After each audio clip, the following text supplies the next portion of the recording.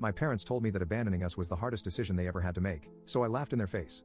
English is not my first language, so forgive me. As a kid, my bio dad, Chris, was the troubled one in the family who had problems with school or work, and my bio mom, Linda, always had problems with addiction since she was 14. They were both chaotic for their families and caused several issues. When they met and started their relationship, both sides of the family tried to break them up.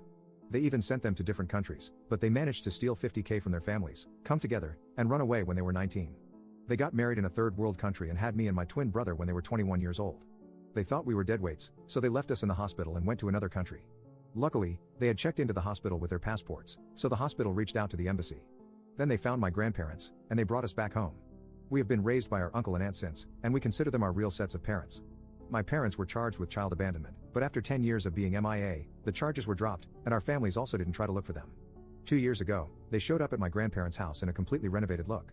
It turns out they had finished their education, secured stable jobs in the country, started mental health treatments, and had been sober for 9 years. They had basically put themselves together. For the first 6 months, they only saw their parents in public places, and then they were accepted into their houses. A year later, they met with us when we were 24. My twin brother and I started to build a relationship with them, and we are somewhat cordial right now. Last week, the topic of our abandonment was opened, and Linda said it was the hardest choice they had made. I started to laugh uncontrollably after that, and when they asked, I told them they had multiple chances to come back, but they didn't. Our families were right not to trust them, and they would always have eyes on them. They should accept this at this stage. Linda started to cry, and they left shortly. All of the family, except my brother, thinks I am being too cruel, and I should apologize. Still, I think they had to hear the unfiltered truth. Update 1. Some things have happened since that post. First, my bio mom and bio dad are not allowed to contact me unless they want to go to jail. A good friend of mine from high school, who is a lawyer, advised me to prepare a cease and desist letter. My main language is not English, but this is the closest thing that Google Translate suggested in legal terms, and he did it for me without any charges because he said, that's what good friends do. My brother is sad that I am not even entertaining the idea of a relationship, but he says it is okay, and he understands it. He just sees them from a different perspective, the same perspective that he sees the patients he is taking care of. My mother and father weren't happy about the restraining order and accused me of being cruel and heartless. They said I am the embodiment of a demon, and they said they will cut contact with me if I ever put this plan into action. I said, well, consider this our last talk then, and left their house.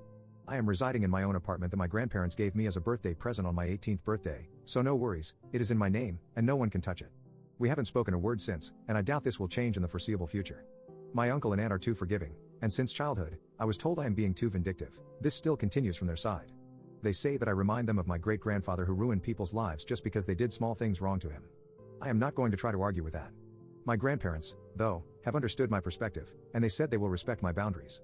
They also asked me to respect their boundaries to have a relationship, and I agreed. I still love them so much, and I am lucky enough to have compassionate parental figures who can understand where I am coming from. Other extended family members have divided into two. Most of them think I am cruel and don't want to have a relationship with me anymore, other than being civil around each other. Some still want to protect the relationship we have. I can live with this. I am also back in therapy. Thanks to my brother, he arranged a session with the therapist and also an appointment with a psychiatrist in his hospital. So, I am currently back in therapy and have started using antidepressants. It doesn't solve all the problems, but it helps. As for me, my life continues as if my birth parents never showed up. I go to work and have some time to myself on the weekends. I spend time with my friends whenever I can find the time, and I visit my grandparents once every 2 weeks. They live next door to each other. My brother is my next door neighbor, so we eat most of the dinners together when he is not on night shifts. Thanks everyone.